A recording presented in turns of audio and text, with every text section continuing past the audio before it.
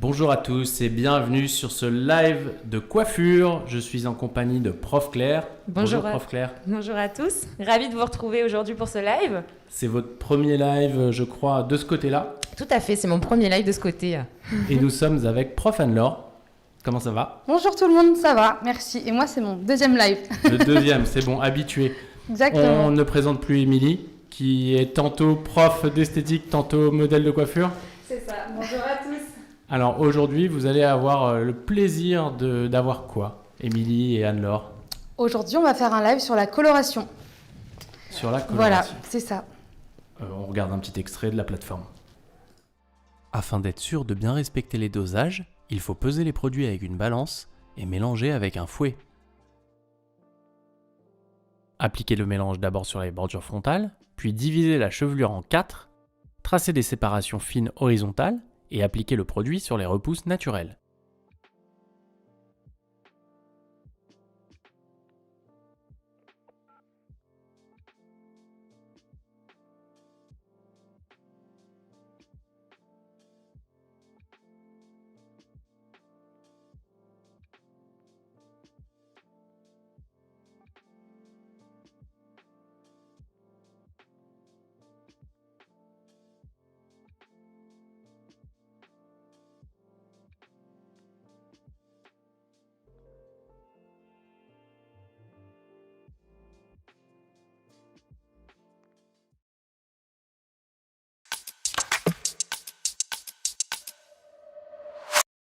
C'est le moment de la pratique, mais juste avant, on va dire bonjour à tous nos viewers, les YouSchoolers. On a Anaïs, on a Marine donc de YouSchool qui est sur la plateforme pour vous aiguiller, vous répondre à toutes vos questions en plus de Claire. On a Romane qui est sur les réseaux sociaux, donc vous pouvez nous suivre sur le YouTube donc de YouSchool et aussi sur les réseaux sociaux Facebook et Instagram, c'est YouSchool. Parti pour la pratique ? C'est parti. Alors, avant de commencer la coloration, on habille d'abord son modèle et soi-même. Toujours ne pas oublier la protection du modèle et On va commencer par la désinfection de nos outils. Excuse-moi, Émilie. Parfait. Toujours, que ce soit pour la coloration, pour la permanente ou quoi que ce soit, on désinfecte toujours ces outils.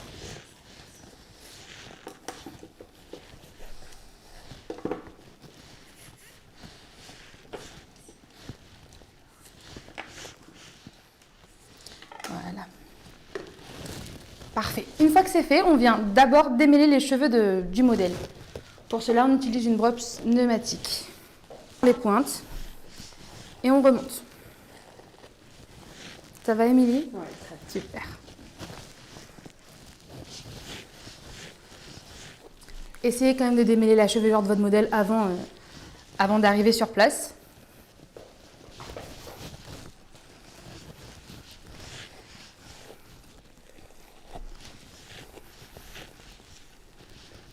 Et le dernier côté, merci. Ok, une fois la chevelure démêlée, on va passer à la protection. On va pouvoir se retourner à nouveau sur tous les contours pour éviter que la couleur tache le modèle.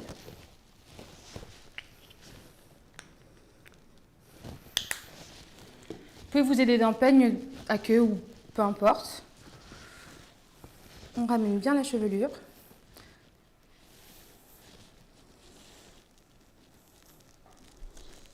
Et on applique la crème. Attention à ne pas en mettre sur les cheveux parce que le gras va bloquer la coloration. On en applique un peu sur le contour des oreilles, en nuque. Et on fait la même chose de l'autre côté. On va pouvoir se tourner un tout petit peu. Parfait, on va faire la nuque.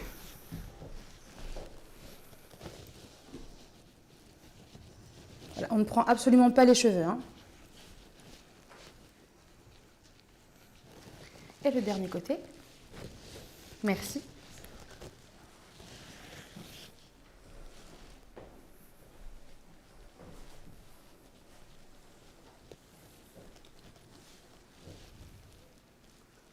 On fait attention à ne pas laisser le front de la cliente blanc, hein.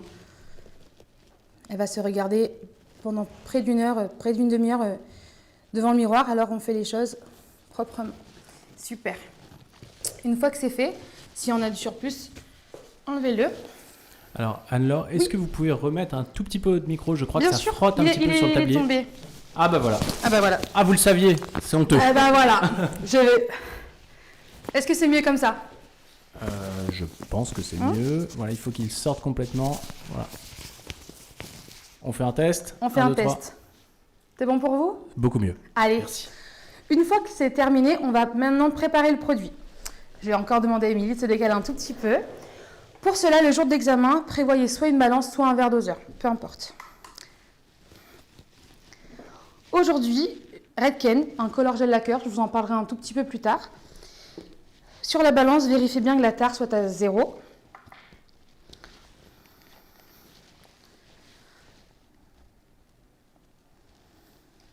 Je vais mettre le tube en totalité parce qu'on va faire toute la tête. Super. Et pour cette coloration, c'est dose pour dose, 1 plus 1. Je mets donc à 0.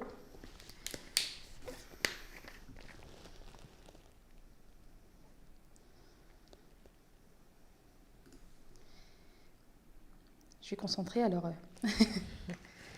Parfait. On se protège.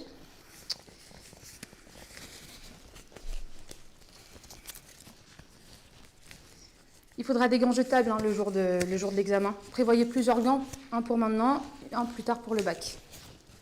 On rappelle que les gants ne sont pas obligatoires pour toutes les pratiques de coiffure. Exactement, uniquement pour les parties où vous avez un produit chimique. Coloration permanente, lissage, mais bon. On va pouvoir se remettre bien. On met maintenant la serviette. Alors, on a une question, je pense que Claire va y répondre. C'est une question. Alors, on me demandait quelle était la marque de la crème. Pardon, excusez-moi. Donc, c'est une crème protectrice, une crème contour. Anne-Laure, est-ce que vous pouvez me donner la Oui, alors il référence? s'agit de la crème Schwarzkopf. Je vous la montre. Bah, après, toutes les marques fonctionnent. Toutes les marques sont bonnes à prendre. Je rappelle que nous ne sommes absolument pas sponsorisés.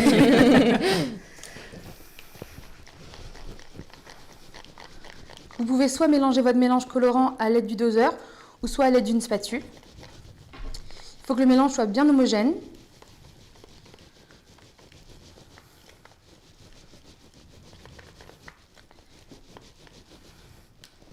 Voilà, une fois que c'est fait, c'est parti.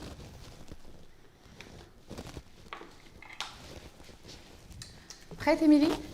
Allez.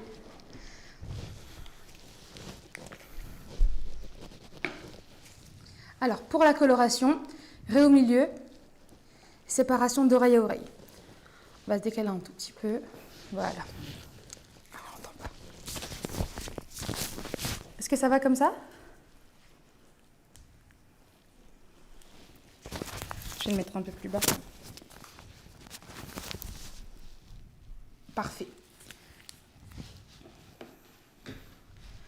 On va donc commencer par les racines. On trace pour pouvoir vraiment avoir ce côté plus délimité et des séparations plus nettes. Et c'est parti. Pour une bonne application, essayez de prendre des mèches pas trop larges, pas trop fines non plus. Il faut que vous puissiez voir en transparence la séparation. Il ne faut pas trop mettre de produit non plus, mais il faut en appliquer partout. Ça ne sert à rien d'étaler. On pose une fois, 2 fois et ça suffit.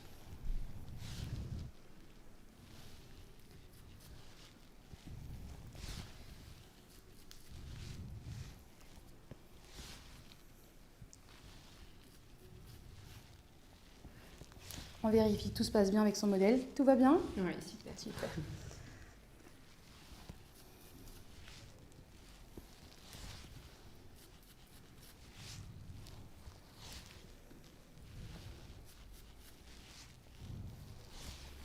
Anne-Laure, est-ce que vous pouvez tourner un petit peu le siège d'Émilie afin qu'on voit un petit peu mieux? Bien, vers comme ça? Vers là. Eh bien, parfait. Merci.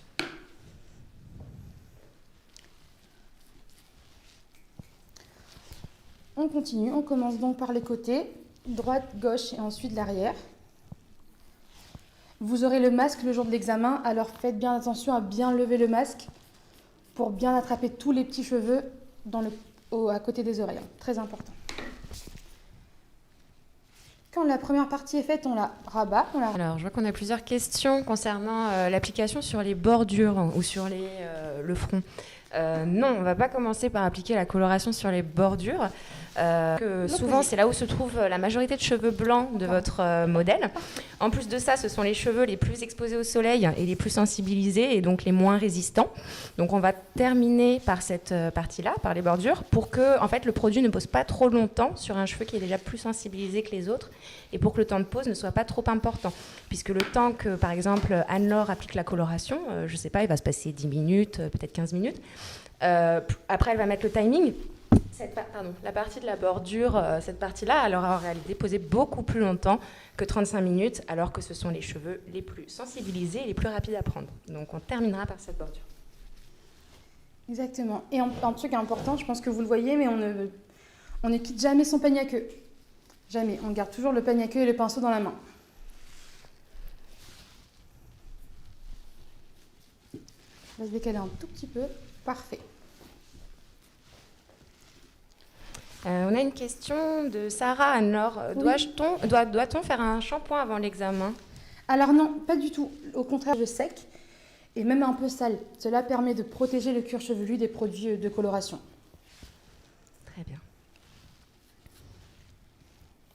Voilà, les séparations font à peu près un demi-centimètre. Il faut qu'elles soient toujours le plus nettes et le plus régulier possible. C'est ce qui vous permettra d'avoir une bonne couleur au final. Alors, je vais vous demander de pivoter un tout petit peu. Un tout petit peu plus, pareil, et ben on a terminé afin que la deuxième caméra puisse bien voir dans le détail ce qui se passe. Super. Voilà, le deuxième côté est terminé. On rabat la chevelure. Et on va s'occuper de la partie arrière. Top. Et du coup, pour l'arrière, vous allez nous dire si c'est bon pour vous. Encore un tout petit peu. Est-ce que là, ça va? C'est parfait. Super. Pareil pour la partie arrière. On sépare en deux. Pas forcément. Merci. Je suis pas très grande, alors il faut vraiment que vous soyez à l'aise pour la tête de vos modèles. Faites-le. Si c'est pas nécessaire, alors n'hésitez pas à relever la tête. Une fois la croix dessinée, je vais maintenant m'attaquer aux parties.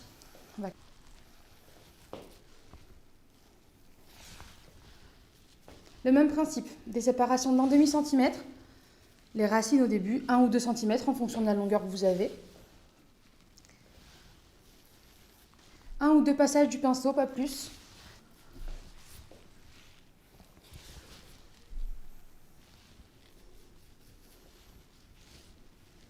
Et d'où le fait d'avoir besoin. Parce que combien de fois j'ai vu des chevelures non démêlées et le traçage après des séparations est impossible. Ça fait un peu un travail bâclé et ça, le jury le voit. Toujours avoir un travail propre.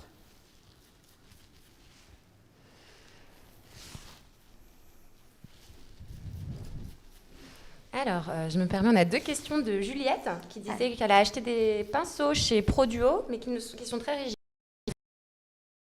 Alors effectivement, je vous conseillerais de procurer des pinceaux qui sont plus rigides pour vous faciliter l'application. Après, des marques en particulier, j'en ai pas forcément. L'Oréal, qui sont fournis par les fournisseurs. J'en trouvais facile. En fait, et pas trop large en général les pinceaux.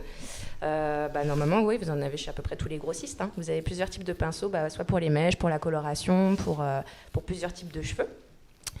Il y avait une seconde question aussi de Juliette. Dans ce cas, ne faut-il pas commencer l'application par la nuque le jour de l'examen? C'est l'application par la nuque le jour de l'examen. Par contre, effectivement, votre raisonnement n'est pas bête. C'est vrai que ce sont les cheveux les plus résistants et donc qui devraient poser le plus longtemps. Mais la nuque, même si votre raisonnement est juste. Toujours ramener la chevelure. Hein. Toujours. Essayez au maximum d'avoir un travail organisé. Un tout petit peu. Merci. Parfait. Et on continue. Et c'est le dernier côté.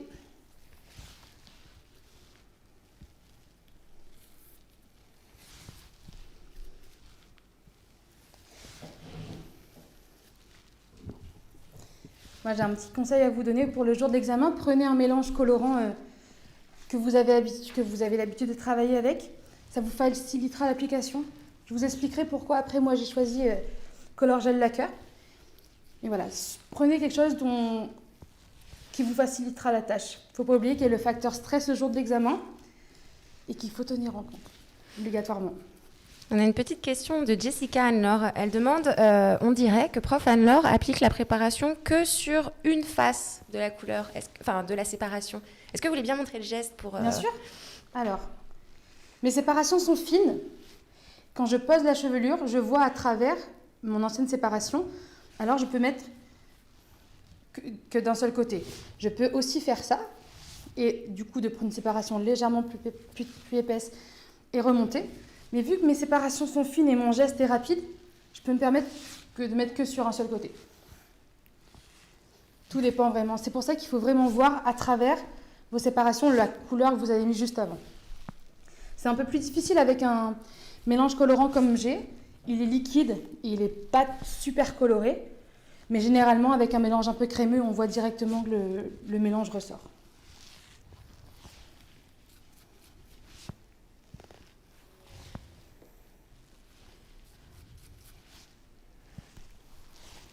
Voilà. On a une question d'Anto, Anne-Laure. Combien de temps on doit consacrer pour les racines ? Alors, pour les racines, il faut compter une application maximum de 15 minutes.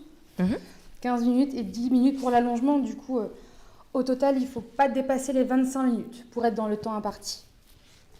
Tout à fait. Rien ne sert de mettre trop de produit sur son pinceau.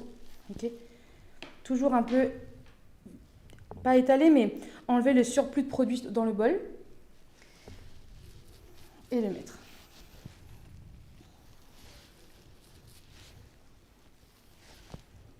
On arrive à la fin.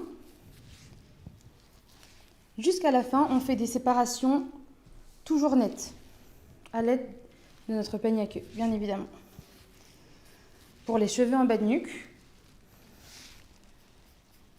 voilà, on a la crème contour qui viendra protéger la peau, mais on remonte quand même. On vient couvrir tous les cheveux.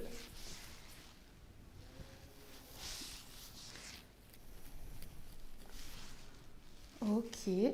Une fois l'application des racines faite, on lance le chrono. Ici, on va compter 20 minutes. Je vous expliquerai, les Color Gel Lacquer permettent vraiment d'avoir un temps de pause plus ou moins différent.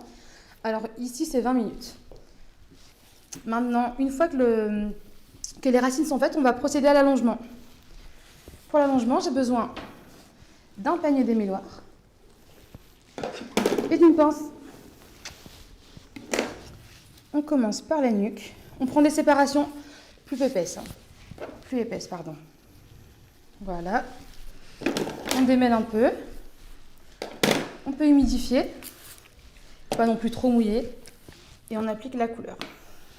On a une question de Sarah, Anne-Laure. Oui. Comment bien protéger son modèle, et notamment pour l'allongement ? Alors, pour l'allongement, si le modèle a les cheveux trop longs, n'hésitez pas à mettre une cape en plastique. Ça sera mieux pour pas gommer le siège, pour pas salir le siège, et pour pas en mettre partout sur le peignoir, etc. Et si jamais ça vous arrive de tacher, alors c'est pas grave, pas de stress. On sait ce qu'on a à faire, on a prévu tout le matériel pour, alors on s'en occupe juste après. Le principal, c'est de pouvoir se corriger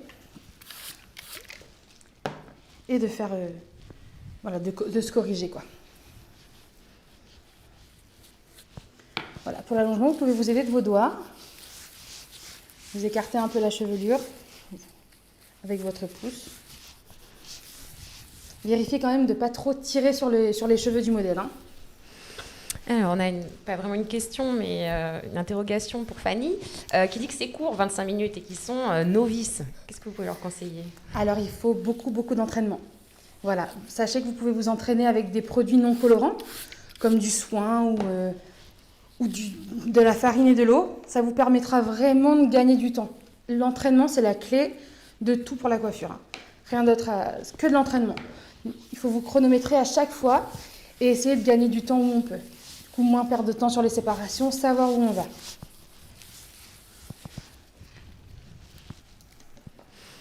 J'ai aussi une question de Cathy. J'applique la coloration d'abord sur les séparations de l'arrière. Est-ce aussi correct? Comme on le disait tout à l'heure, oui, c'est correct. Vous pouvez faire des deux manières, soit en commençant par devant, soit en commençant par derrière. Il faut surtout être rapide dans l'application afin qu'il n'y ait pas une trop grosse différence entre les temps de pause. C'est tout ce qui est impératif pour le jour J. Super, on va décaler un tout petit peu. Super, merci Émilie. Est-ce que ça va comme ça? Alors, on a des questions de plusieurs élèves qui nous demandent pourquoi humidifier les cheveux. Alors, cela, en fait, ça va faciliter l'application de l'allongement. Ça va déjà vous faire consommer moins de produits. Et ça va être beaucoup plus simple pour vous à allonger.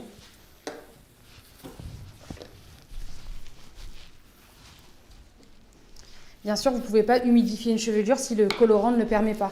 Par exemple, si vous travaillez avec une coloration à base d'huile, il ne faut absolument pas mettre d'eau car l'huile et l'eau, ce n'est pas compatible. Et du coup, ça bloque.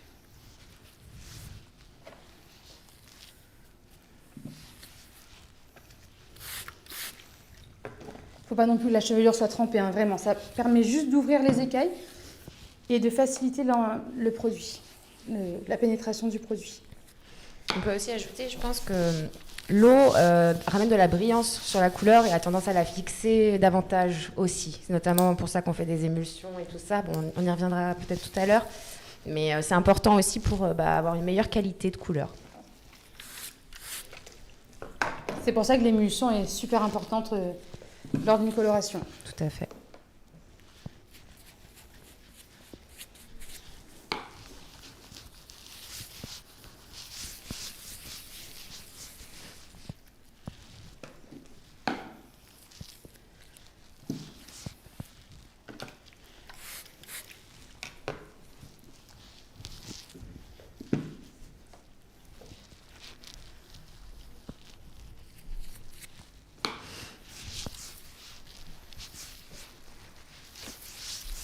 Voilà, on en met vraiment bien partout. On va se demander au modèle de se décaler un tout petit peu. Alors, on a une question d'Anto. Est-ce que l'allongement... Pardon. On fait l'allongement directement après les racines ou on attend 20 minutes? Non, Anto, vous faites l'allongement directement. En fait, dès que vous avez terminé d'appliquer les racines, vous mettez le chronomètre, le minuteur, et vous passez directement à l'allongement. Il n'est pas nécessaire d'attendre les 20 minutes. Vous allez voir que l'épreuve, elle va aller très vite et il ne faut pas perdre de temps. Donc, on enchaîne tout de suite. Ensuite, on avait une question de Ryan. Est-ce obligatoire d'humidifier? Non, il n'y a rien qui est obligatoire. C'est un conseil qu'on vous donne pour vous faciliter l'application et pour avoir un meilleur rendu. Encore une fois, il n'y a pas d'obligation, mais si vous voulez gagner des points, nous vous conseillons de le faire. Jessica qui demande est-ce que l'eau doit être un peu chaude? Oui, il est conseillé d'utiliser de l'eau plutôt tiède. Pas trop chaude, non, mais tiède. Déjà pour votre modèle, pour son confort. Et il ne faut pas utiliser de l'eau trop froide. Alors, ensuite, on avait une question de Fanny. Comment doit-on déterminer l'oxydant? 10, 20 ou 30 volumes? Alors ça, c'est en fonction de votre modèle, de son pourcentage de cheveux blancs et du résultat qu'elle souhaite obtenir, c'est-à-dire du nombre de tons d'écart qu'il y a entre sa couleur actuelle et la couleur souhaitée. Donc, on va utiliser par exemple du 10 volumes si c'est juste pour foncer ou apporter un reflet, du 20 volumes pour une couverture optimale des cheveux blancs et pour éclaircir de 2 tons, et du 30 volumes pour éclaircir de 3 tons. Je vous rappelle que la coloration d'oxydation, elle est capable d'éclaircir de 1 à 3 tons une couleur naturelle du cheveu. Merci. Donc, il faut utiliser un oxydant en conséquence si vous voulez éclaircir de 3 tons, donc du 30 volumes. Alors, on avait une question de Juliette. Si le temps de pause est terminé et que l'on vient juste de finir l'allongement, comment fait-on? Alors, je vous rappelle que vous n'êtes pas évalué sur le résultat de la nuance, mais uniquement sur l'application. Donc, vous allez être noté sur toutes les étapes, donc l'application en racine, le minuteur, l'allongement, et donc ce qui s'ensuit, le rinçage, l'émulsion, le shampoing technique, etc. Si la couleur, malheureusement, elle n'a pas eu le temps de poser l'allongement nécessaire, ce n'est pas grave. Ce qu'il faut, c'est vraiment respecter les 35 minutes pour les racines. Et même si en 2 minutes, vous n'avez pas le temps d'obtenir, je ne sais pas, une teinte plus foncée ou ce que vous souhaitiez, ce n'est pas grave, rassurez-vous. Mais je me permets de rebondir sur ce que Claire vient de dire. Normalement, avec de l'entraînement, vous êtes tous capables d'appliquer une couleur en 15-20 minutes et l'allongement en 5-10 minutes. C'est sûr et certain. Tout à fait. D'ailleurs, pour être clair, vous avez 1h15 en tout pour cette épreuve. Dans ces 1h15, 1h15, ça comprend la préparation, comme Anne-Laure l'a montré tout à l'heure. On va compter à peu près 5 minutes pour la préparation. L'application en racine, on va compter un temps de 15 minutes. 10 minutes, ce serait le top, mais 15 minutes pour l'application en racine. On met le chrono, le minuteur. 10 minutes pour l'allongement, ce qui nous fait 25 minutes en tout. Nous avons 35 minutes de temps de pause pour une coloration d'oxydation. Et il nous restera donc 10 minutes pour le rinçage, l'émulsion et le shampoing technique. Ce qui nous fait respecter le temps de l'épreuve de 1h15 et d'être sûr d'être dans les temps en un quart d'heure d'application pour les racines, 15 minutes. Ce qui compte, c'est le temps global de l'épreuve ou alors c'est vraiment chaque étape? Il faut que chaque étape elle soit réalisée consciencieusement. Vous êtes évalué sur chaque étape, mais effectivement, si vous n'avez pas le temps de finir, vous n'avez pas le temps de faire chaque étape. Donc forcément. Mais si on dépasse pour chaque étape de 5 minutes par rapport au temps que vous venez de donner. Ah non. Non, d'accord. Il y a un temps vraiment donné pour chaque étape. Là, on a essayé de décompter les 1h15. Donc je vous disais, dans les 1h15, on a les 5 minutes de prépa, les 15 minutes de racine, les 10 minutes d'allongement, les 35 minutes de temps de pause et les 10 minutes de rinçage. Si on dépasse de 5 minutes sur chaque chose, ça va faire plus qu'1h15 au total, quoi. Et malheureusement, si vous ne terminez pas dans le temps imparti, vous devez arrêter pour passer à l'épreuve suivante. Une fois l'application de la couleur faite, vérifiez s'il y a quelques taches ou s'il y a peut-être un cheveu qui a taché le visage de votre cliente, du coup avec un détachant.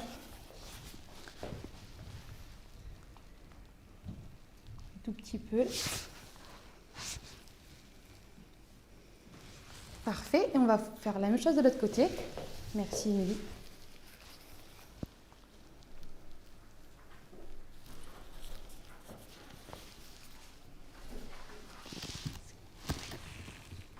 Super, parfait.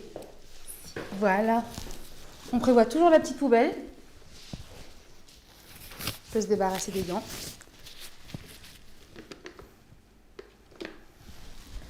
Pendant que la couleur pose, on peut mettre un peu d'ordre sur son poste de travail, laver son bol et ensuite, par la suite, préparer son poste de coiffage pour la technique suivante. Qui est C'est bon pour toi. C'est bon. On va commencer à... Et je vais pouvoir décaler ça. C'est donc maintenant le moment de passer au top et au flop, c'est ça? Exactement. C'est parti, pendant que Émilie va se rincer les cheveux. Alors, au niveau des... Attendez, on a un jingle.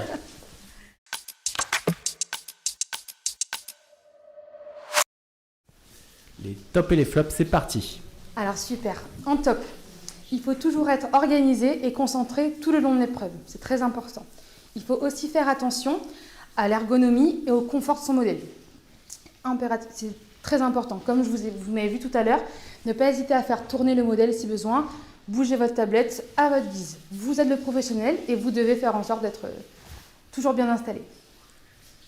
Maintenant, pour les flops, il faut faire attention hors sujet dans le choix du produit utilisé. Par exemple, si vous ne faites pas une couleur d'oxydation le jour J, ça sera vraiment pénalisé. Pour faire une couleur d'oxydation, il faut un tube colorant et un tube d'oxydant. Par la suite se découle la non-utilisation d'un shampoing non adapté. Si vous ne faites pas ça, vous serez aussi pénalisé. Ici, pour la couleur, on doit forcément faire un shampoing post-coloration. Il faut aussi respecter les consignes du fabricant. Le temps de pause, les dosages et le mode d'application. Tout peut varier en fonction du fabricant. Toujours, du coup, regardez la notice et laissez le tube de coloration et d'oxydant visible. Un autre point qui est très important, c'est d'être propre dans son travail et d'avoir une application régulière et nickel. Si vous avez des nids ou des taches, ça peut aussi vous porter préjudice. Ça peut vous faire perdre des points. Il peut y avoir des grosses différences de temps selon les fabricants ou pas? Ou globalement, on est toujours sur les mêmes... Globalement, pour un ton sur ton, on est sur du 20 minutes et pour une coloration d'oxydation, on est sur du 35 minutes. Moi, aujourd'hui, par exemple, j'ai utilisé du gel lacqueur. C'est une coloration d'oxydation qui peut se transformer en ton sur ton par rapport à l'oxydant travaillé. Je rappelle qu'en salon, il faut toujours demander à son ou sa cliente s'il a déjà appliqué un autre produit au préalable, c'est très important. Exactement. La touche d'essai n'est plus obligatoire mais fortement conseillée. C'est pour ça que le jour de l'examen, vous allez avoir une fiche à remplir. Très conseillée. Voilà, ça montre votre professionnalisme et aussi ça vous dédouane de tout risque que la cliente ou que le modèle peut avoir. Claire, vous avez quelque chose à ajouter? Non, je suis tout à fait d'accord avec ce qu'a dit prof Anne-Laure. S'il y a quelques questions, si vous voulez que j'y réponde en Allez, c'est attendant. parti, c'est le moment. On a une question de Cathy qui nous demande si on aura forcément une tablette à disposition le jour J.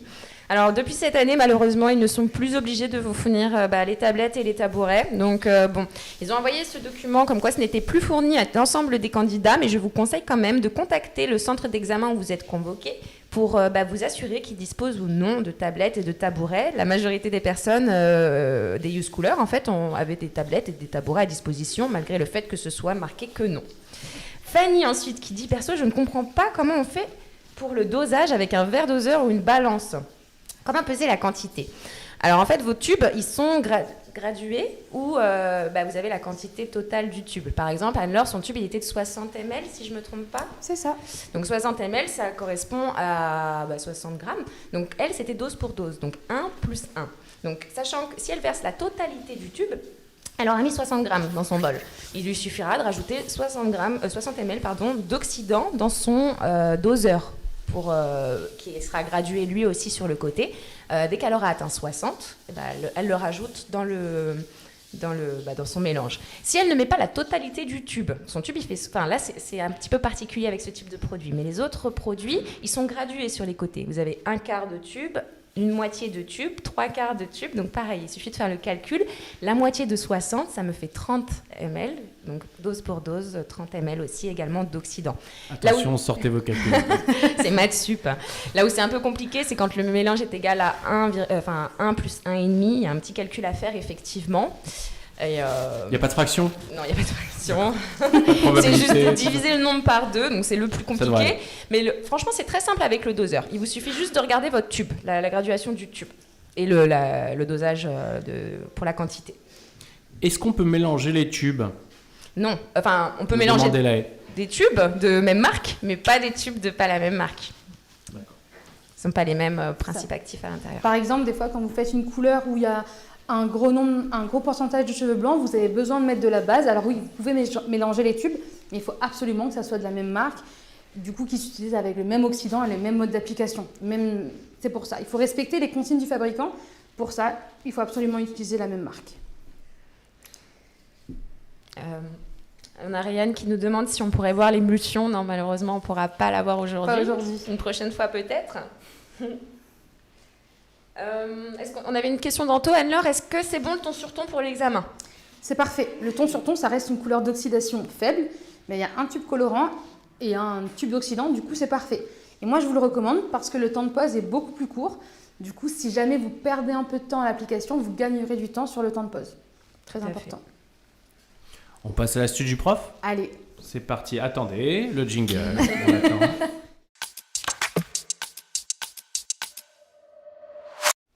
L'astuce du prof aujourd'hui. Alors, je vous le répète encore et encore, mais il faut absolument s'entraîner chez soi. On n'est pas obligé de s'entraîner avec un tube de colorant et de l'oxydant pour pas gaspiller ou pour pas demander à tout le monde de faire ses couleurs. Mais sur une tête malléable, prenez du soin, un pot de soin ou de la farine et de l'eau et chronométrez-vous. À chaque fois que vous faites les racines pour pouvoir voir où sont vos lacunes et pour gagner du temps. Du coup, il faut vraiment s'entraîner. De plus, pour vérifier votre coloration, vous pouvez faire des séparations opposées. Du coup, des séparations verticales ou horizontales en fonction, opposées à votre séparation pour pouvoir vérifier si vous n'avez pas de taches ou pas de nids, s'il n'y a pas un manque de coloration, un manque quelque part. Très bien. Claire, vous avez des astuces? Pour l'application, par exemple, qu'est-ce qu'on pourrait conseiller aux U-Schoolers? Alors, pour l'application des longueurs, pour gagner du temps, gagner en produit et pour vraiment vous faciliter la tâche, comme j'ai fait aujourd'hui, je vous conseille de faire l'allongement avec un peigne démêloir et un vapeau. Voilà, sans trop mouiller la chevelure, sans en mettre par terre, mais toujours vaporiser un tout petit peu et pour faciliter vraiment le produit. On a encore une question concernant l'émulsion. Malheureusement, on ne pourra pas vous la montrer aujourd'hui. Peut-être une prochaine fois. On y réfléchit. On avait une question de Jessica. Il n'y a pas besoin d'aérer la chevelure pendant la pause? La chevelure était aérée. Voilà, moi je n'ai pas plaqué la coloration. Si jamais vous avez tendance à plaquer la coloration, alors à l'aide de votre peigne à queue, n'hésitez pas à relever la chevelure. Moi, dans mon application, vu que c'était un mélange assez liquide, j'ai pas eu besoin de plaquer, c'était suffisamment aéré. Ça aussi, ça, tout dépendra du type de colorant que vous utilisez. Si vous utilisez des colorants à base d'huile, alors il faut bien plaquer pour qu'il n'y ait pas l'air qui passe. Mais ici, c'est un colorant à base d'ammoniac, alors oui, la chevelure a été aérée. J'ai une question de Jérémy de Paris. Combien de temps on met pour laver les cheveux de Émilie, s'il vous plaît? Alors, Je vois que ça s'active. c'est quand même une question intéressante. Sachez que le jour de l'examen, il ne faut pas non plus passer 20 minutes au bac. Il faut que l'émulsion soit bien faite, que le rinçage soit bien fait pour qu'après, la tâche vous soit plus facile à la coupe et surtout au brushing. Parce qu'un mauvais rinçage se ressent vraiment en brushing. Le cheveu peut fumer, le cheveu peut être poisseux. Et là, peu importe la coupe que vous avez faite, le résultat ne sera pas super top. Jessica qui nous demande s'il y a besoin d'aérer la chevelure pendant la pause. On vient de le dire. On peut. Mais non, mais comme il faut meubler, puisque je vais tout vous dire, on attend Émilie, en fait. Émilie qui est en train de se rincer la tête depuis tout à l'heure et ça ne part pas. Donc voilà, on meuble. Non, moi, Je pose les mêmes questions 10 fois. Je voulais rappeler un petit peu les bonnes pratiques, si Alors, c'est les bonnes possible, pratiques, c'est parti. pour la coloration. Donc déjà, toujours vous protéger avec des gants, les mains, toujours, même s'il s'agit d'un ton sur ton, qu'on pense que c'est sans ammoniac, à pH acide et blablabla. Non, toujours vous protéger avec des gants. Le risque d'allergie, sachant qu'on utilise ces produits quotidiennement, il est très présent en coiffure, d'accord? Donc si vous voulez faire ce métier longtemps, il faut toujours porter des gants. Nous vous conseillons aussi de ne pas utiliser des outils ou matériels, des ustensiles en fait métalliques, car le métal réagit avec l'oxydation des produits chimiques. Donc jamais ni de bol en métal, ni de peigne à queue en métal, pas d'ustensiles en métal. On en a déjà parlé, mais de respecter attentivement les dosages préconisés et les temps de pause, parce que sinon vous n'aurez pas un résultat satisfaisant. Et d'une marque à l'autre, ça peut changer, même si on a l'habitude d'utiliser cette marque, etc. Il faut toujours se référer à la notice en cas de doute. Et enfin, dernier conseil, jetez systématiquement les mélanges non utilisés. Ça a dû arriver, je pense, à Laure en salon et tout ça. Alors, moi, je ne le fais pas. C'est très important. Un mélange déjà utilisé, si on l'utilise une demi-heure après, on va revenir à la base, pardon. C'est pour ça qu'il faut préparer son mélange juste avant de faire sa coloration. Si on prépare trop en avance, le mélange aura le temps de s'oxyder. Quand il s'oxyde, ça veut dire que le pigment après ne sera pas optimal. Et du coup, la coloration pourrait être moins brillante ou tout simplement ne moins prendre sur le cheveu. Il faut absolument jeter les mélanges colorants, comme l'a dit Claire.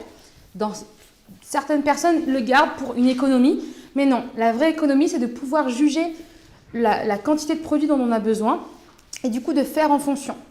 Voilà, rien ne sert de trop en préparer, quitte à préparer en 2 fois, mais de ne pas trop en préparer pour gaspiller. Le gaspillage est très mal vu. Ce sont des produits qui coûtent cher et du coup, il faut savoir les utiliser à bon escient. Moi, je vais vous parler un petit peu de la marque Redken parce que c'est une marque que j'utilise. Voilà, j'en utilise pas beaucoup, mais aujourd'hui, j'ai utilisé Redken. Je vais vous parler du gel lacqueur. Ce sont leurs nouvelles colorations comme les shades, je ne sais pas si vous savez, mais dans des petits tubes hyper liquides. Voilà. Je rappelle qu'Anne-Laure n'est pas ni YouSchool sponsorisée, on ne fait pas de pub, c'est juste qu'elle aime particulièrement ce produit. Exactement, je voulais vous en parler parce que je trouve que c'est un produit très facile d'application et très facile pour rincer. Pas aujourd'hui. Mais il peut s'utiliser en ton sur ton en fonction du volume ou en coloration d'oxydation. Voilà, il peut s'utiliser au 6, 9, 10, 20, 30 et 40 volumes en fonction du résultat voulu ou en fonction du cheveu que vous avez, si vous avez un grand nombre de cheveux blancs ou pas. Vous pouvez ensuite l'utiliser avec du pro-oxyde, du coup c'est de l'oxydant, qui lui, en tout cas pour cette marque-là, peut s'utiliser avec beaucoup d'autres produits. Voilà, moi je trouve que c'est un produit, je voulais vous en parler, je le trouve plutôt cool. Merci Anne-Laure. Un de mes produits phares. Claire, je crois qu'on a d'autres questions. Oui, on a d'autres questions. Peut-on faire plusieurs shampoings pour bien rincer la couleur, Anne-Laure? Alors, on peut en faire plusieurs. Forcément, dans les shampoings qu'on fera, toujours faire un shampoing post-coloration. Mais attention, si vous maîtrisez votre rinçage, si vous maîtrisez votre émulsion, un seul shampoing post-coloration suffit et un seul shampoing technique suffit. Si vous faites 4 shampoings, vous pouvez, bien évidemment, mais ça sera plutôt mal vu. En tout cas, vous ne gagnerez pas de points sur le shampoing parce que 4 shampoings veut dire que votre émulsion a mal été faite au départ. Voilà, du coup, surtout un shampoing post-colo, et un shampoing technique, et un shampoing spécifique. Voilà, pas technique. Adapté au type, à la nature du cheveu. Exactement. Est-ce que Émilie va revenir Est-ce que Émilie va revenir C'est l'air. Est-ce que Émilie va revenir blonde, rousse Est-ce qu'elle va revenir tout court? C'est le mystère. Pour l'instant, on a une autre question. Est-ce qu'on doit mettre les gants pour le rinçage, Anne-Laure? Bien sûr. Toujours. Obligatoirement. obligatoirement. Ah, mais qui voici. Super. Et bien du coup, on passe à la suite. Aujourd'hui, on ne fait pas la permanente et on ne fait pas la coupe, mais je vais vous montrer un séchage ultra rapide et qui donne quand même un petit coup de peps pour le jour de l'examen. Voilà.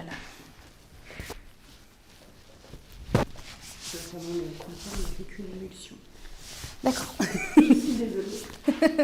C'est parfait.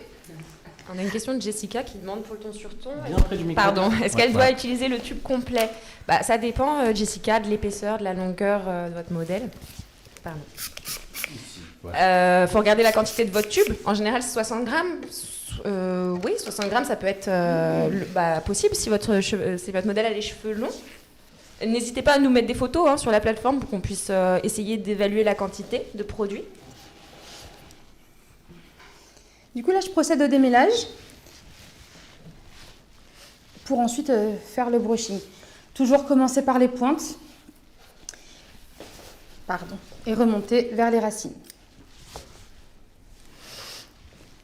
Alors, est-ce que pendant ce temps-là, on va peut-être rappeler les règles de la coloration Mais rappelons les règles de la coloration. pour faire un petit point sur la théorie, faire un petit lien entre les cours théoriques et puis la pratique. Alors, je voulais rappeler déjà dans un premier temps qu'une couleur n'éclaircit pas une autre couleur. C'est-à-dire que si votre modèle a une coloration de base 3, un châtain foncé, vous ne pourrez pas passer à une hauteur de ton 7 en réalisant une coloration. Ce type d'éclaircissement doit être réalisé avec du gommage, du décapage ou alors une décoloration. Mais une couleur n'éclaircit pas une autre couleur. C'est comme l'effet du feutre noir. Si vous mettez du feutre noir et que vous essayez de passer du feutre jaune par-dessus, ça ne se verra pas. C'est exactement la même chose. Ah si, ça fait un noir-jaune un peu... Non, ça fait un noir. Comme ça. Ensuite, on a deuxième point, la coloration d'oxydation. On l'a dit tout à l'heure, elle éclaircit de 1 à 3 tons une chevelure naturelle. Si vous devez éclaircir au-delà des 3 tons, vous devrez également utiliser des techniques de décoloration ou décoloration super éclaircissante. Mais elles ne sont pas autorisées pour l'examen du CAP. Troisième point, concernant la colorimétrie, les reflets opposés et les couleurs complémentaires s'annulent. Donc, comme on l'a vu dans le chapitre colorimétrie, les reflets qui sont opposés dans le cercle chromatique s'annulent. Donc par exemple, le violet, il neutralise le jaune. Alors attendez, je vous remets bien le micro, Claire.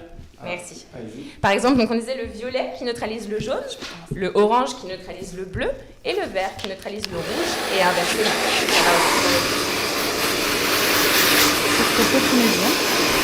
Ensuite, je vais voir la règle.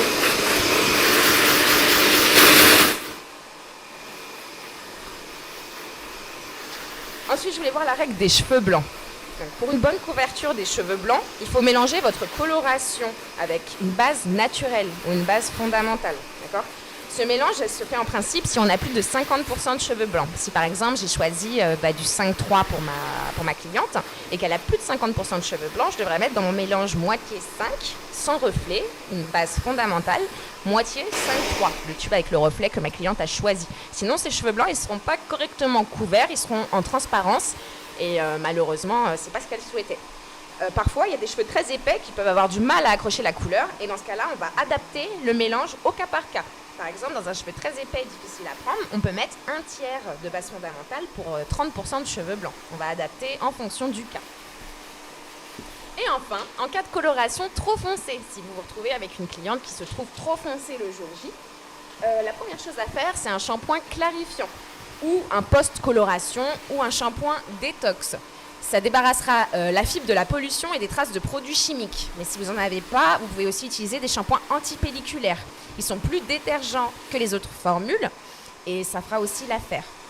N'hésitez pas à laisser poser le shampoing un peu, quelques minutes, et aussi à faire des masques, d'accord ? Et éventuellement même des gommages pour cuir chevelu, qui vont empêcher en fait les pigments de s'accrocher et disparaître plus rapidement.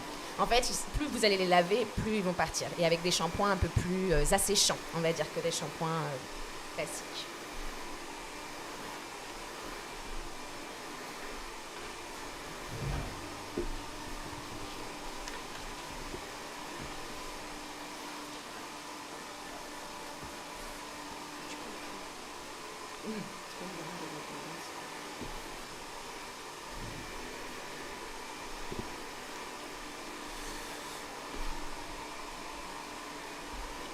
Prof Claire, est-ce que vous pouvez nous parler des tendances de coloration? Ah oui.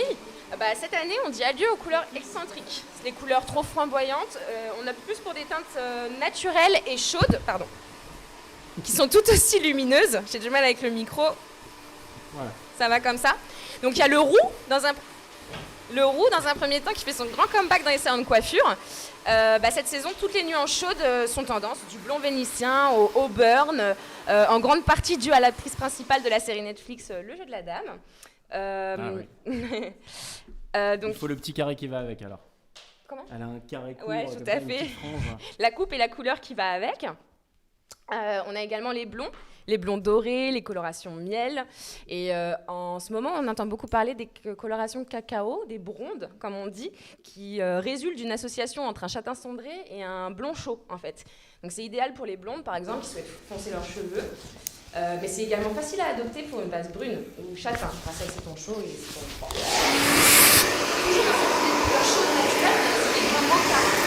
Qui est une couleur naturellement marronnée. Le mocha en coiffure, c'est le reflet 8, qui est un marron donc. L'avantage du mocha, c'est qu'il existe de nombreuses déclinaisons, que ce soit dans les tons clairs ou dans les tons plus foncés. On a également la tendance baby brown, qui associe des mèches chocolat, caramel ou marron pour apporter plus de profondeur à votre mocha, en fait, tout en restant dans la tendance. C'est un peu comme un ombré de marron, en fait, sur une brune. Et enfin, la couleur chocolat, avec... La prochaine fois, Claire, je vais vous acheter un micro qui sera collé à votre bouche. Comme ça, on n'aura plus de problème. On a le chocolat qui revient beaucoup cette année, qui illumine les teints mat. On n'a pas que les colorations, on a aussi les subtilités dans les nuances. Parmi les plus tendances, il y a les balayages, par exemple. Le balayage caramel, les baby lights, il y en a plusieurs. Mais on a aussi le hair contouring qui revient beaucoup cette année. Qui consiste à créer en fait des effets de lumière autour du visage et en sculptant les volumes. En fait, ça va donner une coloration sur mesure qui met en valeur et va dissimuler les petits défauts, tout simplement. Et enfin, grande tendance en ce moment, le smoky hair, qui est une tendance inspirée du maquillage, en fait, et du smoky hair, et donc qui est inspiré du smoky eyes. C'est une nouvelle coloration qui a été développée par L'Oréal Professionnel et qui promet un dégradé de couleur froide, en fait, bien fondu, de façon naturelle et froide, très cendré, très froid, on va dire. Est-ce que Anne-Laure, on peut rallumer votre micro ou alors vous avez encore besoin du sèche-cheveux? Voilà, ok. On vous promet... Ah rien que ça. Alors, on a une question de Anto. Est-ce une erreur de préparer beaucoup plus de produits histoire de ne pas avoir de manque? Anto, non, ce n'est pas grave si vous préparez trop de produits. Bon, faut pas non plus trop en gâcher, mais c'est vrai que là, vous êtes en CAP, donc aujourd'hui, vous êtes évalué uniquement sur l'application. Si vous étiez en BP coiffure, en brevet professionnel qui a pour objectif la gestion du salon, là, vous êtes évalué sur les quantités et l'économie des produits. Ce n'est pas le cas en CAP, donc pas de panique, c'est pas grave si vous en préparez trop, mais par contre, c'est pas très utile. Alors, on vient d'utiliser un spray. C'est un spray pour démêler? Oui, tout à fait. C'est un spray, je crois, 10 en 1 qui sert à démêler, faciliter le brushing. C'est un soin sans rinçage. Je me souviens plus de la marque exacte. C'est Redken, il me semble. Merci, Émilie. Alors, on a une question de Sarah qui demande pourquoi faire un shampoing technique. Le shampoing technique, il est indispensable pour éliminer les traces pour stopper l'oxydation, éliminer les résidus alcalins, rétablir le pH de votre cheveu et de votre cuir chevelu. Et tout simplement, la plus grande raison, c'est rétablir le pH. Ça veut dire quoi quand on dit rétablir le pH? Ça veut dire qu'en fait, là, on a utilisé un produit chimique alcalin. Puisqu'on a modifié les cheveux de façon durable, on a dû utiliser un produit chimique qui est caustique, qui fait du mal, on va dire, aux cheveux et à la peau. Et nous, nos cheveux, ils n'ont pas ce pH, ce potentiel hydrogène de base. On est plus aux alentours de 5, 5,5. Et donc, il faut rétablir le cheveu à son état initial, on va dire, pour la coloration, donc après. Par contre, dans le cas d'une coloration, par exemple, on fait un shampoing technique pour préparer le cheveu à recevoir une technique avant, car quand votre cliente vient dans le salon, Vous ne savez pas de quand date son shampoing, de quand date, est-ce qu'elle a mis, je ne sais pas moi, par exemple, du sérum sur ses cheveux ce matin, de la laque, elle a pu avoir mis plein de produits qui ont modifié en fait son pH. Tout ça, ce sont des produits acides qui ont un pH aux alentours de 4 par exemple. Vous ne pouvez pas lui appliquer un produit réducteur à permanente qui a un pH aux alentours de 14 sur un pH de 4. Il y a trop de différence en fait entre l'acide et l'alcalin. Il faut d'abord le rétablir à 7 pour repartir sur une base neutre et ensuite mettre un produit chimique.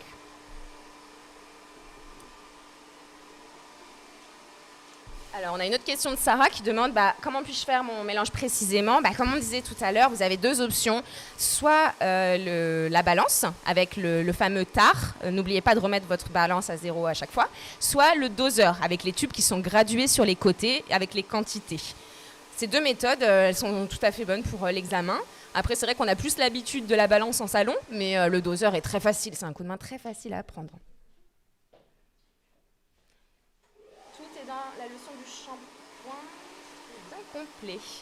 Oui, effectivement, normalement, vous avez toutes ces infos dans la leçon du shampoing. Ce sont des rappels des cours théoriques. Normalement, vous avez tout. Dans le cas où on fait des mèches, puis une patine. Alors, posez bien la question près du micro. Pardon, dans le cas où l'on fait des mèches et puis une patine, faut-il faire un shampoing post-coloration ou post-décoloration? Alors, dans le cas où vous faites des mèches, puis une patine, comme vous l'avez dit, vous faites des mèches, donc c'est une décoloration. Donc vous devez faire un shampoing technique post-décoloration avant d'appliquer votre patine et un shampoing post-coloration après avoir appliqué votre patine. Parce que la patine est une coloration, soit ton sur ton, semi-permanente, ça dépend du produit.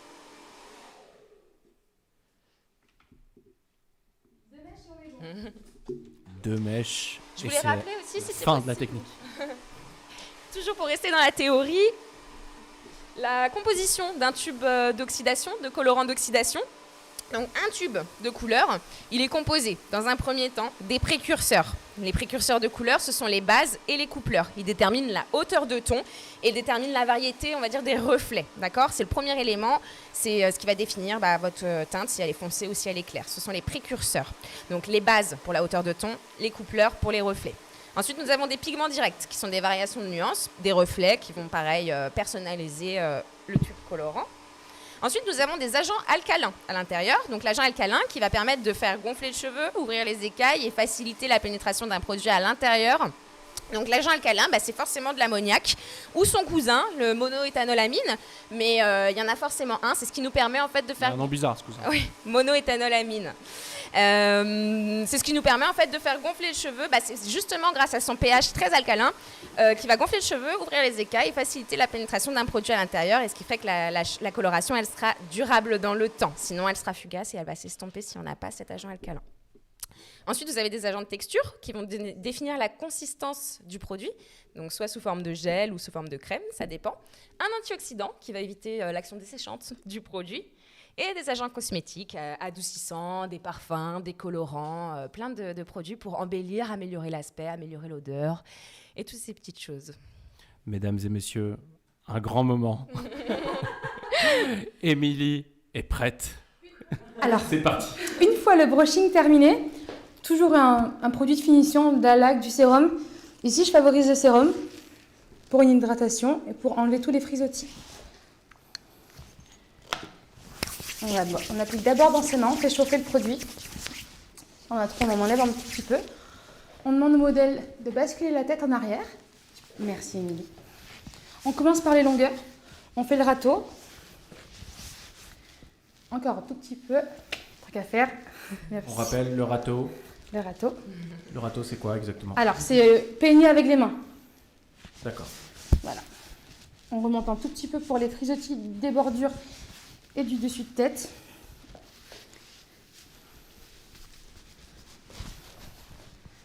Voilà, Émilie. Prof Claire? On a une petite question de Sarah. Oui. Comment je fais si mon modèle a une peau très réactive? Tout simplement, il faudra lui demander de ne pas se laver les cheveux avant, parce que le gras, le sébum de son cuir chevelu va protéger son cuir chevelu des irritations et des picotements, et utiliser une crème contour, comme prof Anne-Laure l'a fait tout à l'heure, afin de protéger votre modèle et qu'il se soit plus confortable pour sa peau réactive. Et aussi, ne pas oublier un détachant, toujours, que vous pouvez amener avec vous au bac, et du coup qui vous permettra de frotter avec d'un coton s'il reste quelques taches de couleur.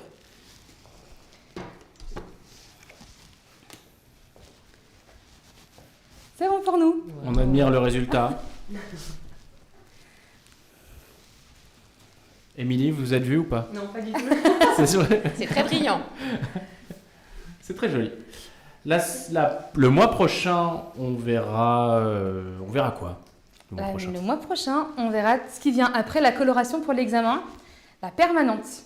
On regarde un extrait tout de suite. Pour effectuer cette permanente en quinconce, vous allez avoir besoin de supports. Ce sont donc des bigoudis en mousse ou des bigoudis roller. Leur diamètre maximal est de 16 mm. Vous pouvez utiliser différents diamètres si vous le souhaitez, tout en gardant une certaine symétrie. Je vous conseille de les préparer en avance sur le plan de travail, couleur par couleur et longueur par longueur. Cela vous permettra de ne pas perdre de temps pendant la réalisation de l'épreuve. Vous avez le papier à pointe, le panier à queue, un bol avec une éponge, il y a dedans de l'eau pour simuler le produit réducteur, vous aurez besoin de gants à la fin pour la saturation et d'un vaporisateur d'eau afin de réhumidifier la chevelure. N'hésitez pas à le faire tout au long de l'épreuve dès que le cheveu sèche. Vous aurez également des lingettes désinfectantes et un peignoir pour la protection du coiffeur. Après avoir effectué le shampoing. Ça a coupé.